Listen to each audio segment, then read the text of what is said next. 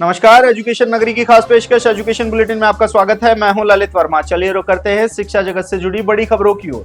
53,749 पदों पर आयोजित हुई चतुर्श्रेणी कर्मचारी भर्ती में आज से स्क्रूटनी फॉर्म भरना शुरू हो चुके हैं। भर्ती में 2 गुना लिस्ट में शामिल 1,41,000 अभ्यर्थियों को अगले 15 दिनों में स्क्रूटनी फॉर्म भर के जमा करवाना होगा। कर्मचारी चयन बोर्ड की ओर से स्क्रूटनी फॉर्म भरने वाले अभ्यर्थियों को सलाह दी गई है कि समय पर अपना स्क्रूटनी फॉर्म भर के जमा करवा दें। इसके साथ ही बोर्ड ने दिशा निर्देश भी जारी किए हैं कि दस्तावेज अपलोड करते समय विशेष बातों का ध्यान रखना होगा, जिसमें सर्टिफिकेट सही होने के साथ ही 10वीं की मार्कशीट भी लगानी होगी। वहीं अगर आपके पास कोई दस्तावेज नहीं है तो एक शपथ पत्र लगाना होगा और दस्तावेज सत्यापन के समय वह दस्तावेज उपलब्ध करवाना होगा। इसके साथ ही बोर्ड की ओर से अभ्यर्थियों को सलाह दी गई है कि कोई भी समस्या आने पर बोर्ड की टोल फ्री नंबर पर संपर्क कर सकते हैं। साथ ही बोर्ड की ऑफिशियल मेल आईडी पर मेल भी किया जा सकता है। राजस्थान कर्मचारी चयन बोर्ड की विभिन्न भर्तियों को लेकर युवाओं में भारी उत्साह देखने को मिल रहा है। आज 9 फरवरी 2026 तक जारी आंकड़ों के अनुसार बोर्ड की 5 प्रमुख भर्तियों में लाखों अभ्यर्थी आवेदन कर चुके हैं।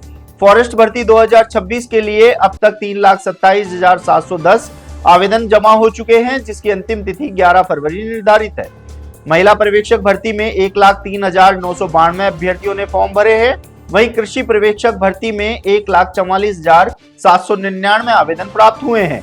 इन दोनों की अंतिम तिथि भी 11 फरवरी है। लिपिक ग्रेड सेकंड कनिष्ठ सहायक संयुक्त भर्ती में सबसे अधिक 4,29,759 आवेदन आए हैं, जिसकी अंतिम तिथि 13 फरवरी रखी गई है। वहीं लैब असिस्टेंट भर्ती 2026 के लिए 3,79,106 आवेदन प्राप्त हो चुके हैं और इसके लिए 25 फरवरी तक आवेदन किए जा सकते हैं। चयन बोर्ड ने अभ्यर्थियों से अपील की है कि वे अंतिम समय की भीड़ से बचते हुए समय रहते आवेदन प्रक्रिया को पूरी कर लें।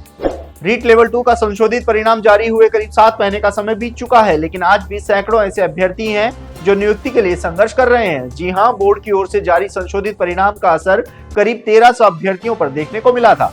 चयनित अभ्यर्थी बाहर हुए तो नए अभ्यर्थी नौकरी की दौड़ में शामिल हुए लेकिन हाईकोर्ट ने चयनितों को बाहर नहीं करने के आदेश भी दिए।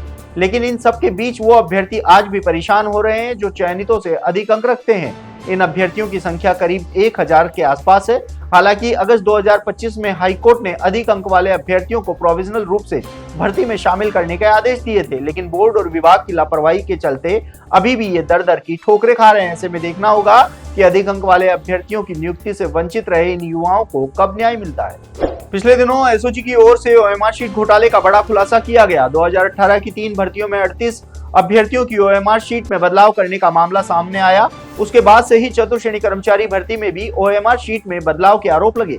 सोशल मीडिया पर भी ये मामला पुरजोर तरीके से उठाया जा रहा है। तो वहीं इसी बीच बोर्ड अध्यक्ष मेजर जनरल आलोक राज ने आरोप लगाने वाले छात्रों और युवा नेताओं को चैलेंज किया है कि 10 से 20 हजार ओएमआर शीट में बदलाव करने के आरोप लगाने वाले अगर उनके पास 1 या 2 अभ्यर्थियों की डिटेल भी भेज सकते हैं जिनकी ओएमआर शीट में बदलाव किया गया है, तो वह खुद इस मामले की तह तक जांच करेंगे। इसके साथ ही बोर्ड अध्यक्ष ने कहा है कि पहली बार 1,41,000 अभ्यर्थियों की ओएमआर शीट सार्वजनिक की गई है, उसमें भी देखकर बोर्ड को इसकी जानकारी दी जा सकती है। राजस्थान में अब 5वीं बोर्ड परीक्षा देने वाले विद्यार्थियों को पास होने के लिए न्यूनतम अंक लाना अनिवार्य होगा। शिक्षा विभाग ने शिक्षा का अधिकार अधिनियम के नियमों में संशोधन करते हुए ऑटोमेटिक प्रमोशन व्यवस्था को समाप्त कर दिया है। यह नया नियम शैक्षणिक सत्र 2026-27 से लागू होगा। नए प्रावधानों के अनुसार विद्यार्थियों को प्रत्येक विषय में कम से कम 32 अंक लाने होंगे। किसी विषय में न्यूनतम अंक नहीं आने पर छात्र को सीधे फेल नहीं किया जाएगा, बल्कि 45 दिन की विशेष कक्षाएं देकर दोबारा परीक्षा ली जाएगी। दूसरी परीक्षा में भी 32 अंक नहीं लाने पर छात्र को फेल माना जाएगा। शिक्षा विभाग के अनुसार निजी स्कूलों में किसी छात्र के फेल होने पर स्कूल प्रशासन की जवाबदेही तय की जाएगी, जिससे शिक्षा की गुणवत्ता और उत्तरदायित्व सुनिश्चित हो सके। तो ये थी शिक्षा जगत से जुड़ी तमाम बड़ी खबरें। कल फिर से आपके साथ रूबरू होंगे, तब तक के लिए नमस्कार।